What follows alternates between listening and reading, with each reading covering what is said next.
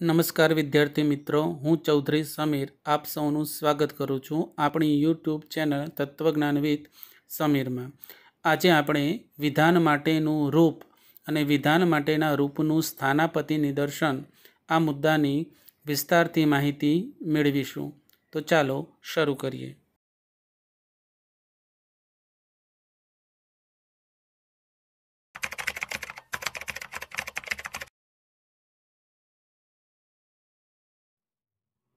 સૌપ્રથમ વિધાન માટેનું રૂપ એ મુદ્દાને સમજીએ। વિદ્યાર્થી મિત્રો જુઓ, હવે ટાઇટલ ઉપરથી અર્થ કેવી રીતે તારવવો તે શીખી લઈએ। ટાઇટલને ધ્યાનથી જુઓ, અહીં આપેલો શબ્દ છે વિધાન માટેનું રૂપ। અહીં રૂપ શબ્દ આપેલો છે। અગાઉ આપણે વાત કરી ચૂક્યા છે કે જ્યારે પણ રૂપ શબ્દ આવે તો સમજી લેવું કે ત્યાં હંમેશા વિધાન પરક પરિવર્તી એટલે કે એ થી ઝેડ સુધીના નાના અક્ષરોનો ઉપયોગ થયેલો હોય છે। એટલે અહીં પણ એ થી ઝેડ સુધીના નાના અક્ષરોનો ઉપયોગ થયેલો હોવો જોઈએ। અને બીજી બાબત, શબ્દ આપેલો છે વિધાન, એટલે રજૂઆત માત્ર એક જ હશે। અને વિધાન આપેલું હોય તો વિધાન સાદું પણ હોય, સંયુક્ત પણ હોય અને જટિલ સંયુક્ત હોય। તો ત્યાં તાર્કિક કારકો પણ આવેલા હોય જ, અને જોતો, જોતો અને તો જ, નહીં, નથી વગેરે। તો વિધાન પરક પરિવર્તી સિવાય બીજી બાબત આવશે તાર્કિક કારકો। હવે બે શબ્દ આપણને મળી ચૂક્યા છે, તેને વ્યવસ્થિત રીતે ગોઠવી આપણે અર્થની રજૂઆત આ પ્રમાણે કરી શકીએ છીએ। વિધાન માટેના રૂપનો અર્થ: વિધાન માટેનું રૂપ એ પ્રતીકોની એક એવી ગોઠવણી છે કે જેમાં વિધાન પરક પરિવર્તી એ થી ઝેડ સુધીના નાના અક્ષરો અને તાર્કિક કારકો આવેલા હોય છે। સમુચ્ચય, વિકલ્પન, શરતી, દ્વિશરતી અને નિષેધ એ તાર્કિક કારકો છે। અને એ થી ઝેડ સુધીના નાના અક્ષરો એ વિધાન પરક પરિવર્તી છે। તો આ પરિવર્તી અને આ તાર્કિક કારકો છે એ એક પ્રકારના પ્રતીકો છે અને એની વ્યવસ્થિત રીતે થયેલી હોય છે ગોઠવણી। ઉદાહરણ જોઈ લઈએ। પી શરતી ક્યુ, અહીં સ્મોલ પી અને સ્મોલ ક્યુ એ વિધાન પરક પરિવર્તી છે અને શરતી એ તાર્કિક કારક છે। બીજું ઉદાહરણ આપણે લઈએ, ઉદાહરણ નંબર 2, સ્મોલ પી સમુચ્ચય સ્મોલ ક્યુ, અહીં પણ પી અને ક્યુ વિધાન પરક પરિવર્તી છે, સમુચ્ચય એ તે તાર્કિક કારક છે અને તેની વ્યવસ્થિત ગોઠવણી છે। એ જ રીતે પી દ્વિશરતી ક્યુ, અહીં પી અને ક્યુ વિધાન પરક પરિવર્તી છે અને દ્વિશરતી એ તાર્કિક કારક છે। નિષેધ સ્મોલ પી, પી એ વિધાન પરક પરિવર્તી છે અને નિષેધ એ તાર્કિક કારક છે। સ્મોલ પી વિકલ્પન સ્મોલ ક્યુ, તો પી અને ક્યુ વિધાન પરક પરિવર્તી છે અને વિકલ્પન એ તાર્કિક કારક છે અને તેની વ્યવસ્થિત ગોઠવણી છે। તો આ રીતે વિધાન માટેનું રૂપનું ઉદાહરણ આપણે લખી શકીએ છીએ। અર્થ એટલે કે વ્યાખ્યા પરથી સ્પષ્ટ થતા મુદ્દાઓ। ઉપર જે અર્થ જોઈ ચૂક્યા છે તેમાંથી કેટલાક મુદ્દાઓ સ્પષ્ટ થાય છે।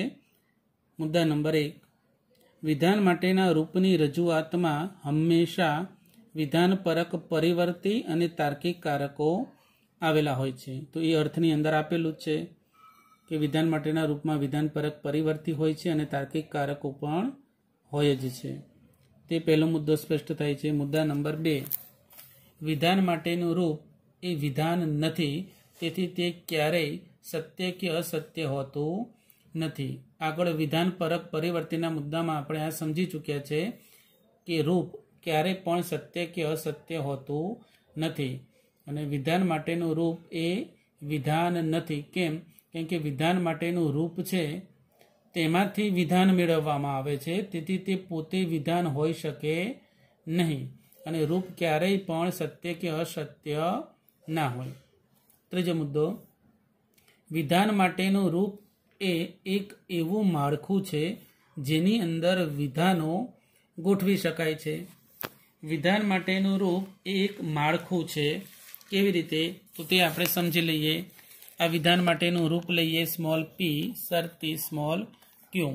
તો આ જે પી પરિવર્તી છે એના સ્થાને આપણે સાદું સંયુક્ત કે જટિલ સંયુક્ત વિધાન મૂકી શકીએ છીએ.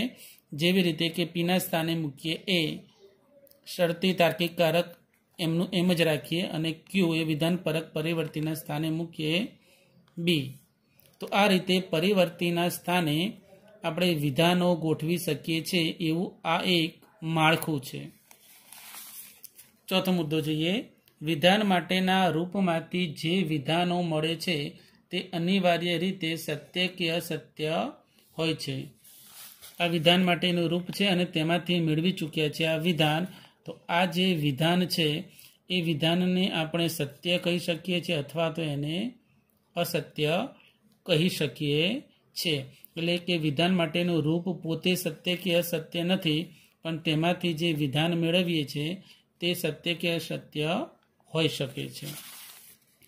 તો અહીં વિધાન માટેના રૂપ તેનો મુદ્દો પૂર્ણ થાય છે. હવે આગળનો મુદ્દો જોઈએ. વિધાન માટેના રૂપનું સ્થાનાપતિ નિદર્શન. સૌપ્રથમ તેનો અર્થ જોઈએ. વિધાન માટેના રૂપમાંથી મેળવવામાં આવેલા વિધાનને વિધાન માટેના રૂપનું સ્થાનાપતિ નિદર્શન કહે છે. જે પણ વિધાન માટેનું રૂપ આપેલું હોય તેમાંથી આપણે જે વિધાન મેળવીએ તે વિધાનને વિધાન માટેના રૂપનું સ્થાનાપતિ નિદર્શન કહેવાય. ઉદાહરણ સમજીએ. વિધાન માટેના રૂપમાંથી વિધાન એટલે કે વિધાન માટેના રૂપનું સ્થાનાપતિ નિદર્શન બે રીતે મેળવી શકાય છે. નંબર 1, વિધાન પરક પરિવર્તીના સ્થાને વિધાન પરક અચલ મૂકીને. વિધાન પરક પરિવર્તી એટલે કે એ થી ઝેડ સુધીના નાના અક્ષરો છે તેના સ્થાને વિધાન પરક અચલ એ થી ઝેડ સુધીના કેપિટલ અક્ષર મૂકીને. પી શરતી ક્યુ આ વિધાન માટેનું રૂપ છે. તો અહીં પી પરિવર્તીના સ્થાને વિધાન પરક અચલ મૂકીએ એ, અને ક્યુ વિધાન પરક પરિવર્તીના સ્થાને વિધાન પરક અચલ મૂકીએ બી. તો આપણને એ શરતી બી, પીના સ્થાને એ અને ક્યુના સ્થાને બી આ પ્રકારનું વિધાન મળે છે. અને આ જે વિધાન મળેલું છે એ વિધાનને વિધાન માટેના રૂપનું સ્થાનાપતિ નિદર્શન કહેવાય છે. તે જ રીતે આપણે બીજું ઉદાહરણ જોઈએ. બીજું વિધાન માટેનું રૂપ છે જેમ કે સ્મોલ પી સમુચ્ચય સ્મોલ ક્યુ. તો પીના સ્થાને જો આપણે મૂકીએ એ, સમુચ્ચય તાર્કિક કારક એમના એમ ક્યુના સ્થાને મૂકીએ બી. તો આ જે વિધાન મળે છે તેને કહેવાય વિધાન માટેના રૂપનું સ્થાનાપતિ નિદર્શન. હવે બીજી રીતે જોઈએ. વિધાન પરક પરિવર્તીના સ્થાને શાબ્દિક વિધાન મૂકીને. પી શરતી ક્યુ આ વિધાન માટેનું રૂપ છે. તો અહીં પી ના સ્થાને મૂકીએ શાબ્દિક વિધાન વિદ્યાર્થી મહેનત કરશે, અને ક્યુ એ વિધાન પરક પરિવર્તીના સ્થાને શાબ્દિક વિધાન મૂકીએ વિદ્યાર્થી પાસ થશે. તો આપણને આવું વિધાન મળશે. જો વિદ્યાર્થી મહેનત કરશે તો વિદ્યાર્થી પાસ થશે. આ વિધાન મળે છે અને આ વિધાનને કહેવાય વિધાન માટેના રૂપનું સ્થાનાપતિ નિદર્શન. હવે એના કેટલાક નિયમો છે કે વિધાન માટેના રૂપમાંથી સ્થાનાપતિ નિદર્શન મેળવતી વખતે 3 નિયમોનું પાલન કરવું આવશ્યક છે. કયા 3 નિયમો છે? નંબર 1, વિધાન માટેના પ્રત્યેક વિધાન પરક પરિવર્તીના સ્થાને સાદું સંયુક્ત કે જટિલ સંયુક્ત વિધાન મૂકવું. એટલે અહીં પરિવર્તીના સ્થાને જે વિધાનો મૂકવાના છે તે વિધાનો સાદા સંયુક્ત કે જટિલ સંયુક્ત હોઈ શકે છે. કેવી રીતે? સમજી લઈએ. પી વિકલ્પન ક્યુ આપેલું છે. તો પીના સ્થાને આપણે સાદું વિધાન મૂકી શકીએ છીએ એ, ક્યુના સ્થાને મૂકી શકીએ છીએ બી. તો વિધાન મળશે એ વિકલ્પન બી. એ જ રીતે હવે સંયુક્ત વિધાન પણ મૂકી શકીએ છીએ. પીના સ્થાને આપણે મૂકી શકીએ છીએ નિષેધ એ, ક્યુના સ્થાને મૂકી શકીએ છીએ નિષેધ બી. નિષેધ એક તાર્કિક કારક છે, તેથી આ સંયુક્ત વિધાનો છે. તો નિષેધ એ વિકલ્પન નિષેધ બી, આ પ્રકારનું વિધાન મળશે. દ્વિમુખી કારક જો મૂકીએ તો આ પી છે, એ પીના સ્થાને મૂકીએ આપણે એ શરતી બી, ક્યુના સ્થાને મૂકીએ એ દ્વિશરતી ડી.